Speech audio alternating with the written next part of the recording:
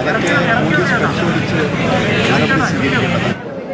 ഇത് സംബന്ധിച്ചുള്ള കാര്യം ഞാൻ നേരത്തെ തന്നെ വ്യക്തമാക്കിയതാണ്. ഡിസിക്കെതിരെ പരാതി കൊടുക്കും, പ്രത്യേകിച്ച് ആ DGP ഞാൻ പരാതി കൊടുക്കും. അത് ഞാൻ ഈ കാര്യങ്ങളെല്ലാം അന്വേഷിക്കണമെന്ന് ആവശ്യപ്പെട്ടുകൊണ്ടാണ് പരാതി കൊടുത്തിട്ടുള്ളത്. അതിന് പുറമെ DC ബുക്സിന് നിയമ നടപടികളും സ്വീകരിച്ചിട്ടുണ്ട്. അഡ്വക്കേറ്റ് വിശ്വൻ മുഖാന്തരം നോട്ടീസ് അയച്ചു കഴിഞ്ഞിട്ടുണ്ട്. ഈ ശ്രീകുമാറിനെ സസ്പെൻഡ് ചെയ്തെന്ന് പറയുന്നു. ശ്രീകുമാറും താങ്കൾ ഈ ഇത് കൊടുത്ത് ഡ്രാഫ്റ്റ് കൊടുത്ത രഘുവും തമ്മിൽ എന്തെങ്കിലും ഗൂഢാലോചന നടത്തിയിട്ടുണ്ടോ? അല്ല, രഘു താങ്കൾ ഈ ഡ്രാഫ്റ്റ് കൊടുത്ത ഒരു ഡ്രാഫ്റ്റ് ഞാൻ കൊടുത്തിട്ടില്ല. ഞാൻ ഒരാൾക്കും ഡ്രാഫ്റ്റ് കൊടുത്തിട്ടില്ല. ഇതായിട്ടൊരു മാധ്യമപ്രവർത്തനം കൊടുത്തു പറഞ്ഞു. ഞാൻ ഒരാൾക്കും ഡ്രാഫ്റ്റ് കൊടുത്തിട്ടില്ല, ഒരാളെ ഏൽപ്പിച്ചിട്ടില്ല, ഒരാളുമായിട്ടൊരു കരാറും ഉണ്ടാക്കിയിട്ടില്ല. ഇതിന് വേണ്ടി ആരെ കൊടുത്തേ?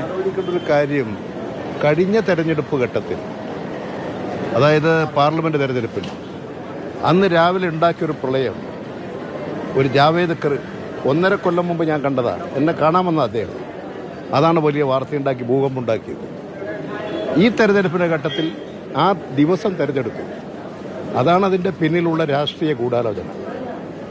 ആ കാര്യങ്ങളെല്ലാം വിളിച്ചെത്ത് കൊണ്ടുവരണം. അതൊരു കോൺസ്പിരസിയാണ്. അതെ, അതിന്റെ പിന്നിൽ DC ബുക്സും ഞാനതിനാണ് ശ്രമിക്കുന്നത്. പരാതി കൊടുത്തോ അതിനു വേണ്ടിയിട്ടാണ്. അതിൻ്റെ അടിസ്ഥാനത്തെ കാര്യങ്ങൾ നോക്കാം. സംസ്ഥാന സർക്കാർ വിജിലൻസ് കേസ് എടുത്തിരുന്നു. അതിപ്പോൾ അതിനെതിരെ ഇപ്പോൾ അത് റദ്ദാക്കിയതിനെതിരെ സുപ്രീം കോടതി സർക്കാർ സമീപിച്ചു. അതും ഇപ്പോൾ തള്ളിയിരിക്കുകയാണ് സുപ്രീം കോടതി. അല്ലാതെന്ന് എനിക്ക് അറിഞ്ഞൂടാ. ഞാനത് പരിശോധിച്ചിട്ട് എനിക്ക് പറയാൻ പറ്റും. നിലവിൽ ഇതുമായി ബന്ധപ്പെട്ട് സംശയമുണ്ടോ, അല്ലെങ്കിൽ ആരെങ്കിലും ഈ ഗൂഢാലോചന നടത്തി? ഞാൻ എൻ്റെ സാധ്യതകൾ വെച്ചുകൊണ്ട് പരിശോധിച്ചുകൊണ്ടിരിക്കുന്നുണ്ട്.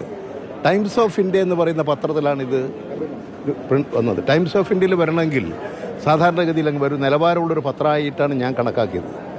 എങ്ങനെയാണ് അതിൽ വന്നത്? അതിൽ എങ്ങനെ വരുത്തി? എവിടുന്ന് അവർക്ക് കിട്ടി? ഇതെല്ലാം ഒരു പ്രശ്നമാണ്. ഞാൻ അറിയാതെ ഞാൻ എഴുതിക്കൊണ്ടിരിക്കുന്ന ഒരു പുസ്തകത്തിൻ്റെ പ്രകാശനം 13-ാം തീയതി 10:00 വെച്ചിട്ട് DC ബുക്സിൻ്റെ ഫേസ് പേജിൽ വന്നില്ലേ? നിങ്ങൾ ആലോചിച്ച് നോക്ക് എത്രമാത്രം തെറ്റായിട്ടുള്ള ഗൂഢാലോചന എന്ന് പറയുമ്പോൾ ആരാണ് ഗൂഢാലോചന? രാഷ്ട്രീയ ഗൂഢാലോചനയാണോ അതോ എല്ലാ വസ്തുതകളും രാഷ്ട്രീയ ഗൂഢാലോചനയാണോ? എന്താണ് അത്? ഏത് കാര്യങ്ങളും വസ്തുനിഷ്ഠമായി മനസ്സിലാക്കിയതിന് ശേഷം മാത്രമേ ഞാൻ പ്രതികരിക്കൂ.